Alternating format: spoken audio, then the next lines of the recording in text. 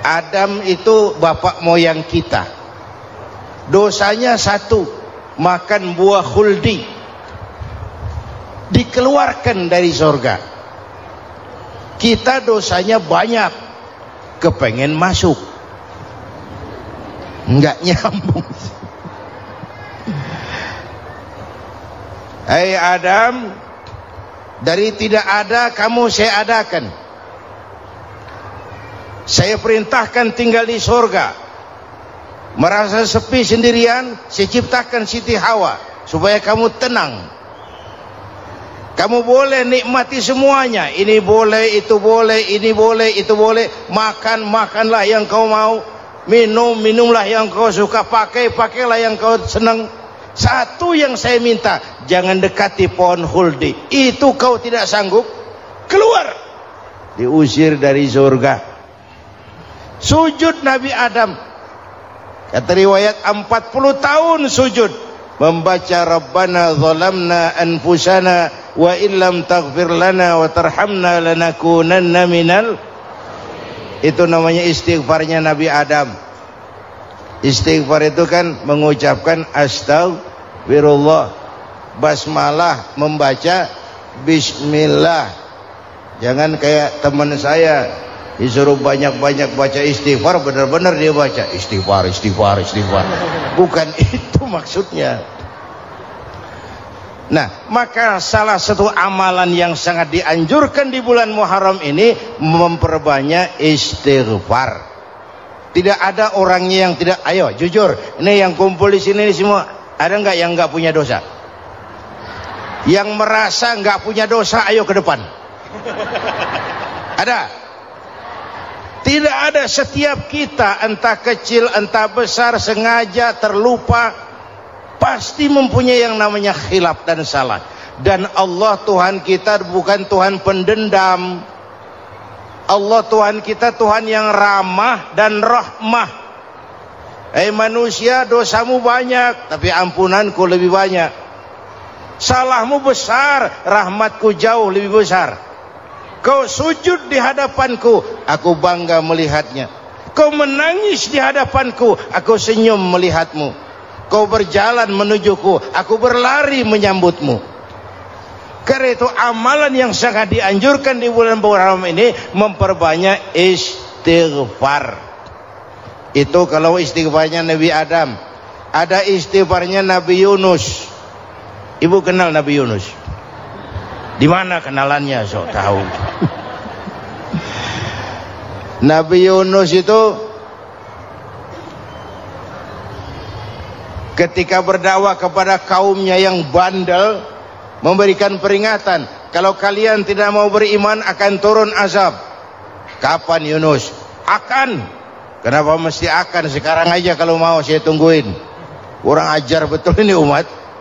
Akhirnya Nabi Nuh menghindar dengan perhitungan, kalau azab tidak turun saya sudah jauh. Meragukan janji Tuhan. Lalu naik kapal, dinaiki oleh Yunus, kapal mogok. Dicari siapa biang keroknya ini. Diundi, ternyata Yunus. Sampai 3 kali diundi. Dibuanglah Yunus ke dasar laut. Ditelan oleh ikan nun atas perintah Allah. Telan itu Yunus, jangan pakai dikunyah, rusak urusan. Telan saja, simpan di perutmu. Dibawa oleh ikan nun ke dasar lautan. Itu yang oleh Quran dikatakan bertemulah 3 macam kegelapan. Zulumatun salas. Gelapnya tengah malam, gelapnya di dasar laut, gelapnya di dalam perut ikan. Itu namanya peteng. Mbahnya gelap. Di perut ikan itulah Nabi Nuh sadar akan kesalahannya, meragukan janji Allah, meragukan janji Allah.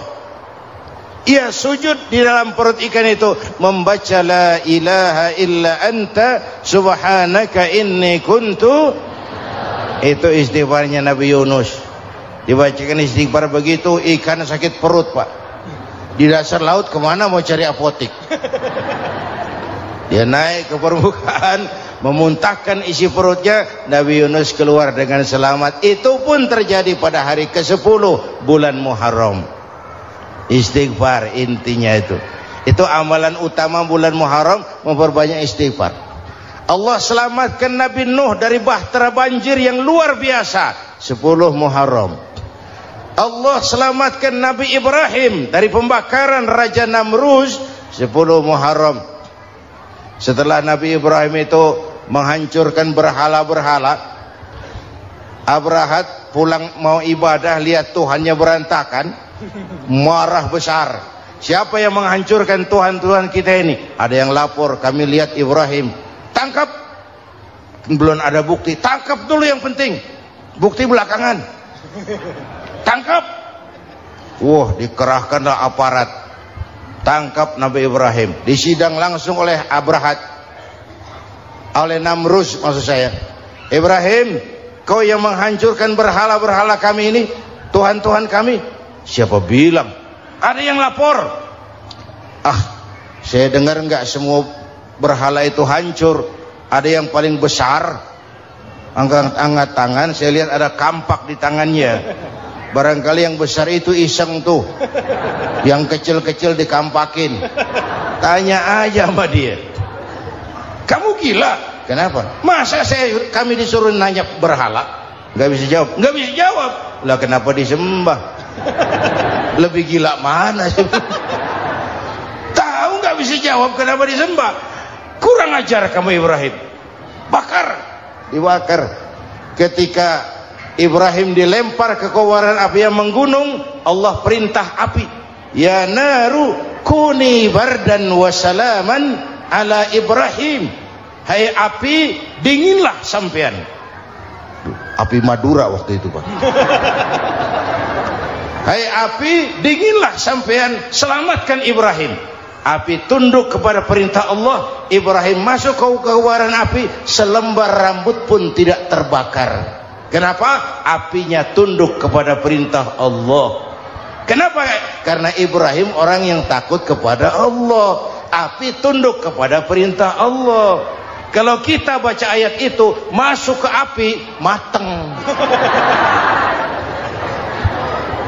Sudah hadirin yang saya muliakan, oleh karena itu selamatnya Ibrahim dari pembakaran Raja Namruz itu pun pada 10 Muharram, Yaum Asyura, hari ke-10 dari bulan Muharram. Imedia. Bapak Ibu hadirin hadirat yang saya cintai, sebagian kecil tentang Nabi Adam, Nabi Ibrahim dan Nabi Yunus, tapi saya belum menceritakan tentang Nabi Nuh tadi. Mengulang kaji, Nabi Nuh salah seorang rasul yang masuk ulul azmi 5 besar, karena memang perjuangannya menggambarkan satu usaha yang ulet dan luar biasa. Beliau diberi umur 950 tahun, lalu berdakwah selama 900 tahun, sore, pagi, siang, malam, dapat pengikut tidak lebih 80 orang, rata-rata 10 tahun satu. Kalau saya minta berhenti aja jadi nabi, Pak. Ustadz mana masih mau buka pesantren, 10 tahun buka pesantren, yang nyantri cuma satu. Pedagang mana yang masih mau dagang, 10 tahun dagang yang beli satu. Pimpinan partai mana yang masih mau kampanye, 10 tahun buka partai, yang nyoblos satu. Bangkrut. Umatnya bandel, kurang ajar, durjana, bajingan, tengik. Umatnya Nabi Nuh ini kalau diceramahi, telinganya ditutup dengan tangannya. Nabi Nuh akhirnya rekes, Tuhan, siang malam saya berdakwah kepada umat ini, tiap kali saya sampaikan dakwahmu, mereka tutup telinganya dengan tangannya, alergi dengar ceramah. Apa itu ceramah? Non profit. Saudara-saudara, jadi mau kamu gimana, Nuh? Sudah Tuhan, habiskan saja orang kafir. Nanti kalau punya anak, anaknya pun kafir lagi. Lebih baik bapak moyangnya sikat habis. Biasanya kalau bapak kalong, anak kampret. Bapak nyolong, anak nyopet. Fotokopi gimana aslinya? Habiskan saja. Itu mau kamu Nuh? Iya. Oke. Nanti aku turunkan banjir Nuh. Buat kapal. Dengan apa saya harus buat kapal Nuh? Ya dengan kayu, kata Tuhan. Kayunya dari mana Tuhan? Ya dari pohon Nuh. Pohonnya belum ada Tuhan. Ya tanam dulu Nuh. Bikin kapal kayunya nanam pohon. Apa artinya? Perjuangan perlu kesabaran. Sukses itu ada prosesnya. Nggak bisa simsalabim abracadabra lalu kita mau sukses. Semua ada prosesnya. Walaupun kenyataannya begitu. Sukses banyak bapaknya, gagal itu yatim. Kalau kita sukses banyak yang ngakuin. Yang baru ketemu pakai manggil encing. Ketemu baru. Tapi sukses banyak bapaknya. Gagal yatim, nggak ada yang mau ngakuin kalau kita gagal itu. Udah bikin kapal dengan kayu di tengah kampung, bikin kapal ini. Bayangkan di tengah kampung bikin kapal. Orang kafir makin menjadi-jadi. Lihat Nuh, kenapa? Makin sarap. Bikin kapal di tengah kampung mau belayar kemana? Tuh lihat, kalau orang nggak tahu tujuan, mountain setengah jalan. Proses yang dinilai bukan finalnya. Ya kayak gitu kesimpulannya. Saya enaknya sendiri. Bikin kapal. Kapal mendekati selesai. Ini orang kafir rame-rame datang ke kapal Nuh. Mau apa? Buang najis. Sakit perut berangkat ke kapal Nabi Nuh. Nongkrong. Dapat 2-3 tumpuk pulang. Penuh lantai kapal dengan najis manusia. Inilah perjuangan. Bukan jalan raya lurus bertabur bunga di kanan kirinya. Banyak ondak dan duri, fitnah, caci maki, antipat, segala macam. Nuh. Ada orang tua dasar kafir, kurang ajar, sudah stroke berangkat juga ke kapal Nuh. Mau buang najis, pincang-pincang digotong orang. Selesai buang najis dia bangun mau pulang, pegangan tiang kapal terpeleset jatuh di atas tumpukan najis. Terjadi keajaiban, yang stroke-nya sembuh, lumpuhnya hilang, berangkat digotong-gotong pulang, jalan gagah sekali. Tapi orang kampungnya heran, ente sudah sembuh? Sudah. Berobat di mana? Kok begitu paten? Di kapal Nuh. Masih banyak.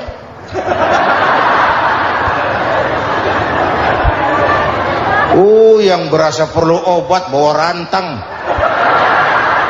Ambil bersih lagi geladak kapal itu. Sudah selesai Nuh? Selesai. Oke, kau orang yang beriman bersamamu, binatang serba sepasang, naik Nabi Nuh, naik orang beriman, naik binatang serba sepasang. Ini cikal bakal penyelamatan manusia, Pak. Naiklah orang beriman, sudah naik semua, Nabi Nuh kontrol. Ini contoh buat kita, kontrol. Sudah naik semua teman-teman, sudah. Pemimpin yang baik bukan cuma terima laporan di belakang meja. Laporan itu yang mana juga bagus. Sama juga kampanye, kampanye yang mana juga merdu. Kalau aja yang dihitung. Pernah ada calon bupati kampanye janji, kalau saya berhasil kita akan banyak bangun jembatan di daerah kita. Rakyat tanya, Pak, nggak ada sungai di kampung kita, Pak. Dia bilang, sungainya kita bangun sekalian. Udah kadung janji, mana pula orang mau bangun sungai itu. Saudara-saudara, kontrol. Jangan cuma tunggu laporan di belakang meja, semua laporan bagus. Ya Bu? Bu?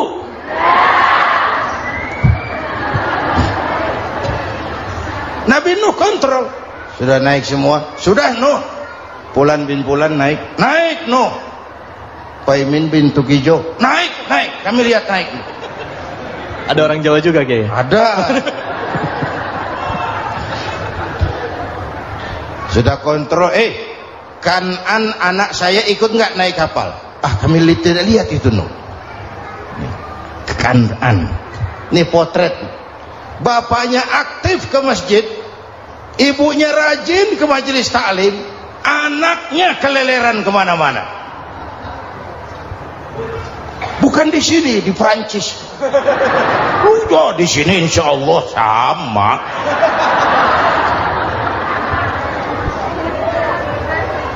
Nuh karena sayang anak, Nuh karena cinta anak, Nuh karena tanggung jawab anak, cari naik ke atas kapal. Lihat Kanan, anak saya, nggak lihat Nuh. Turun ke ruang bawah, periksa lagi. Mang, ayah Kanan di dia. Jamaah Tasik ini rupanya di dalam. Tuh ayah mang. Ayah ke mana ya budak ini? Turun ke bawah, tanya lagi. Ono Kanan to? Ora nano raketok. Rombongan Jawa Tengah. Naik ke atas buritan. Dari buritan kelihatan ternyata Kanan tidak ikut naik kapal, kumpul di darat bersama orang kafir. Ini potret kita sekarang. Kumpul sama orang kafir, hanyut anak-anak kita, ditelan budayanya orang kafir, ditelan tradisinya orang kafir, ditelan pergaulannya orang kafir. Nuh karena sayang anak dari atas manggil. Dalam Quran dijelaskan itu. Karena Nabi Nuh di atas, Kanan di bawah, teriak, ya bunayyar kam ma'ana. Begitu dalam Quran ayatnya. Cuma bang ini pakai gaya memanggil supaya kelihatan ke gambar, kira-kira Nuh manggilnya begitu. Ini namanya gaya dakwah pak. Kalau ceritanya datar nggak menarik. Maka Nuh memanggil Kanan, ya bunayyar kam ma'ana. Kata yang dengar, ini gaya orang manggil, ya bunayyar kam ma'ana. Kanan kesini nak, naik kapal sama papi. Kata Kanan di bawah itu, enggak mau papi, John di sini saja. Kata Nuh, jangan nak, Allah sedang murka, akan turun banjir. Kalau datang banjir papi, sa'awi ila jabalin ya'simuni minal ma', saya akan naik ke gunung tinggi yang bisa menyelamatkan saya dari banjir. Kanan naik ke gunung, gunung dihantam banjir, Kanan mati sampai sekarang. Yang kelima, Nabi Musa, kisah Muharramnya ini. Lahir dalam kondisi yang sulit karena Fir'aun mimpi akan lahir seorang anak dari keturunan Bani Israel yang akan menghancurkan kerajaannya. Kata Fir'aun, sudah lahir belum anaknya? Belum. Kalau gitu mulai malam ini laki-laki dilarang bergaul sama istrinya. Semua perempuan hamil di bawah pengawasan negara. Mulai hari ini kalau lahir anak laki-laki terutama Bani Israel, penggal. Satpol PP disiapkan. Udah ada kayaknya. Ada. Patroli. Bayangkan, Fir'aun itu bikin undang-undang seenaknya sendiri. Apalagi merasa kekuasaannya dalam ancaman. Penguasa manapun kalau merasa dalam ancaman, panik. Padahal kekuasaan itu kayak harimau, makin lama ditaiki makin sulit turun. Kenapa? Karena macannya makin lapar. Naik terus capek, turun dimakan harimau, serba sulit. Saudara-saudara, kalau kita mau belajar dari Pak Harto, saya melihat kekurangan Pak Harto cuma satu, terlambat berhenti.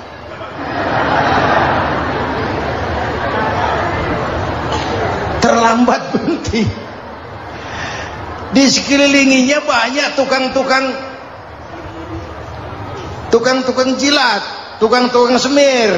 Pak, kalau tidak ada bapak kami bagaimana, Pak? Saudara hadirin yang saya hormati, maka sering saya ingatkan, temanmu yang sejati adalah teman yang membuat kamu jadi benar, bukan teman yang selalu membenarkan kamu. Berapa banyak pejabat-pejabat hancur karena selalu dibenarkan oleh lingkungannya. Bapak benar, Pak. Bapak bijaksana, Pak. Itu tepat, Pak. Benar. Buang angin pun kata kelilingnya, wah, Bapak sehat. Temanmu yang sejati, teman yang bikin kamu jadi benar, bukan teman yang selalu membenarkan kamu. Bapak Ibu hadirin yang saya hormati, tapi kehendak Allah terjadi. Lahirlah Musa. Bayinya dihanyutkan di sungai Nil. Bayi sudah menderita, dihanyutkan di sungai Nil. Dan akhirnya besar di lingkungan istana Fir'aun. Diriwayat oleh Ratu Aisyah, perempuan Fir'aun, setelah mulai berjuang, terjadilah itu. Musa dan pengikutnya dikejar oleh Fir'aun. Sampai di tepi laut, Allah wahyukan Musa, lempar tongkatmu ke laut.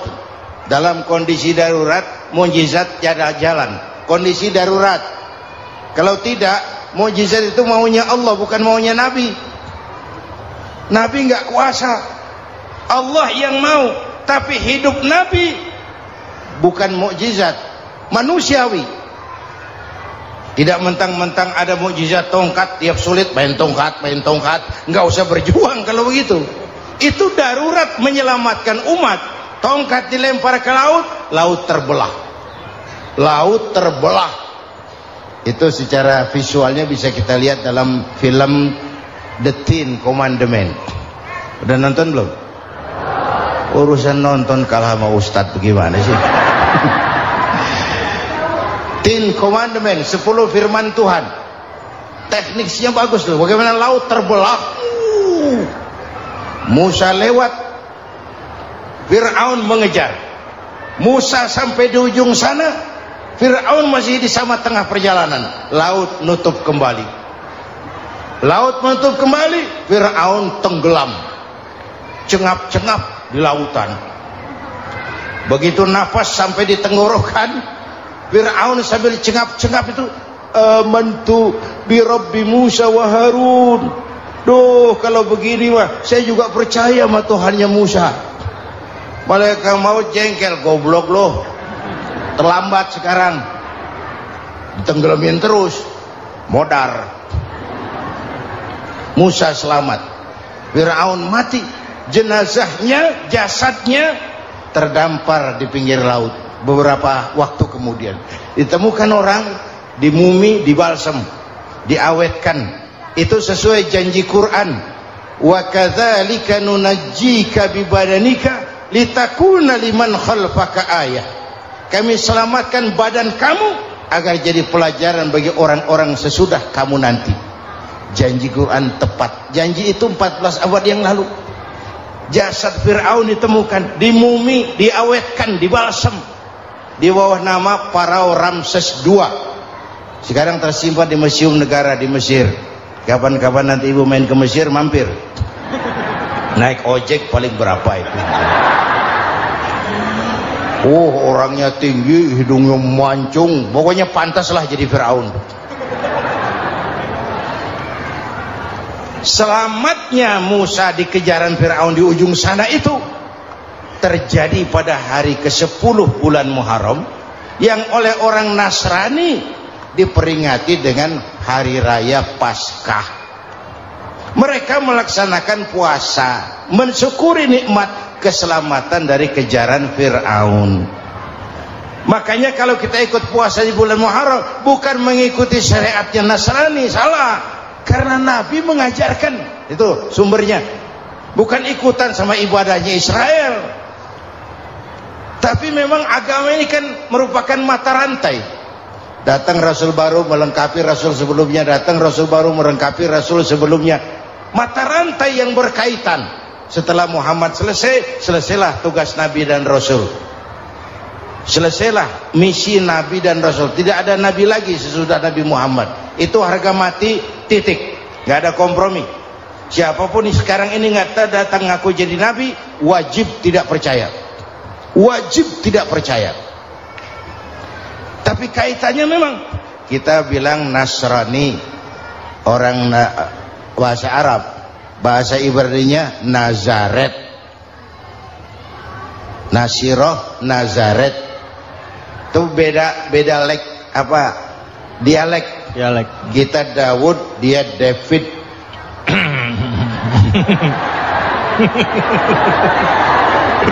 Ibrani.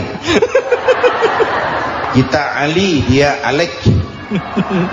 Kita Sulaiman, dia Solomon. Kita Camat, dia Comot. Ini yang ngomong ini comot sembarang. Imedia. Bapak dan Ibu jamaah yang saya cintai, pertanyaan pertama, hijrah qalbiyah. Ada hijrah badaniyah, hijrah fisik yang dilakukan Nabi dan sahabat dari Mekah ke Madinah. Itu hijrah badaniyah. Ada hijrah qalbiyah, hijrah hati. Dan ini yang kita perlukan sekarang. Karena refleksinya akan membias kepada alur kehidupan. Kalau hati kita mau berhijrah, fisik akan ngikuti. Hijrah dari tempat, dari malas ibadah menjadi rajin ibadah. Hijrah dari maksiat kepada yang ma'ruf, dari berpecah belah menjadi bersatu. Hijrah seperti itu yang sangat kita perlukan. Apalagi masyarakat ini paternalistik. Kita harus hijrah mental sekarang ini. Maka yang disampaikan tadi benar. Seorang ketua MK siap mengundurkan diri kalau terbukti anak buahnya terlibat suap. Itu walaupun siap, tapi sudah angin segar buat rakyat. Bahwa masih ada banyak insya Allah pejabat kita yang punya harga diri. Walaupun ada juga pejabat kita yang muka tembok, kulit badak, kuping kebo. Muka tembok, kulit badak, kuping kebo.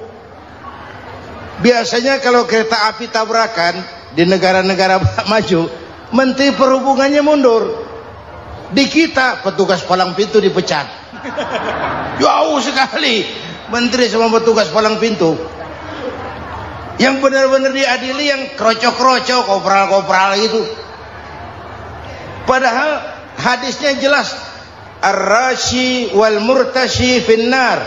Yang nyuap dan yang nerima suap, dua-duanya neraka.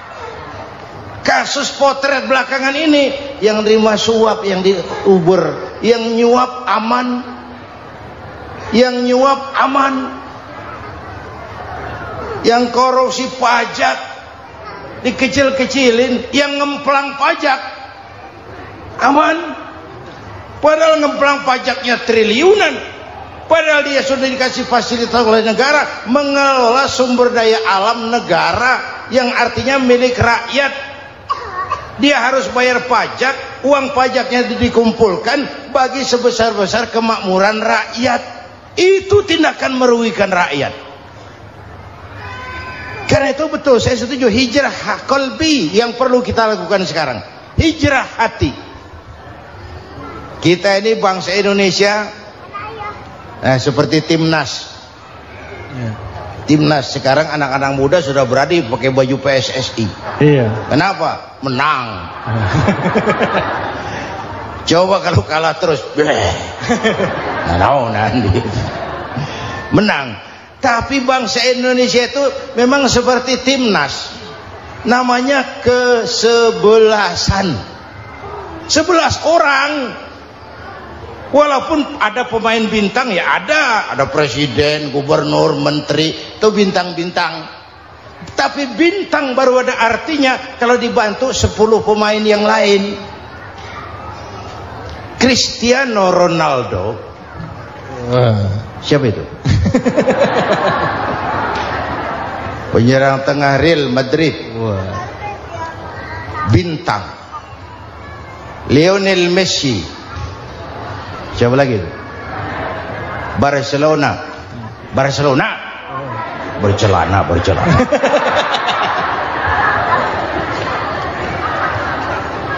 Michael Rooney, bintang Manchester United. Ronaldo baru bintang, Messi baru bintang kalau ada 10 pemain yang lain.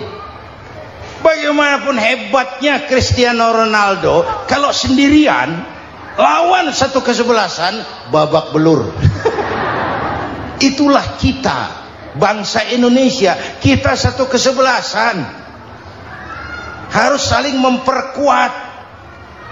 Ada bangsa kita ini yang jadi jaksa, ada yang jadi hakim, ada yang jadi polisi. Itu posisi penyerang tengah, kiri luar, kanan dalam, back, striker, kiper, posisi. Tapi sadar kita satu kesebelasan, Bung. Jangan bikin gol ke gawang sendiri. Kalau punya bola bagus, operan dong sama temannya. Yang bisa menciptakan gol, operan. Ada yang jadi pengusaha besar, bagus boleh. Punya untung besar, operan. Kasih masjid, kasih pesantren, operan. Ini kesebelasan kita kalau punya bola, pelitnya setengah mati, Pak. Nggak mau ngoper. Bawa sendiri, mending bikin gol. Enggak. Kita ini satu kesebelasan, satu sama lain harus saling memperkuat. Bahwa ada penyerang tengah, itu si posisi. Tapi kalau memang peluang memungkinkan, ayo dong operan. Saya iri sama kesebelasan Nasrani di Indonesia.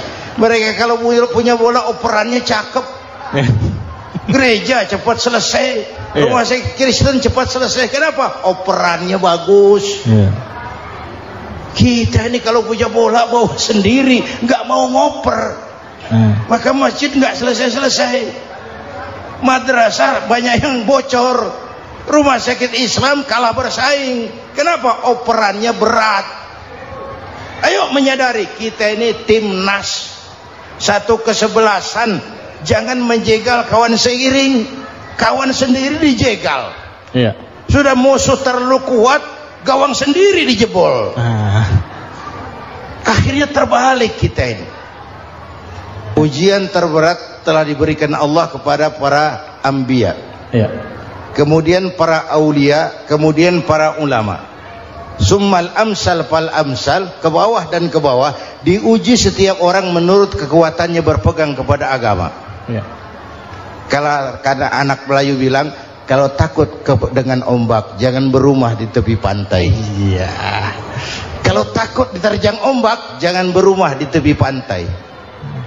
Kata ibu tadi, mau jadi pohon tinggi, harus berani ketiup angin. Makin tinggi pohonnya, makin keras anginnya. Takut angin, jangan jadi pohon tinggi, jadilah rumput. Nggak ditiup angin, tapi diinjak kebo. Apa yang nggak ada resikonya? Apa yang nggak ada resikonya? Semua nabi ada yang dihantam kekuasaan yang arogansi. Ibrahim berhadapan dengan Namrud. Musa berhadapan dengan Fir'aun. Ada yang diuji dengan berhadapan umat yang sangat kurang ajar. Ada yang diuji dengan gosip yang dahsyat. Nabi Yusuf digosipi sama Zulaikha itu. Nabi Yusuf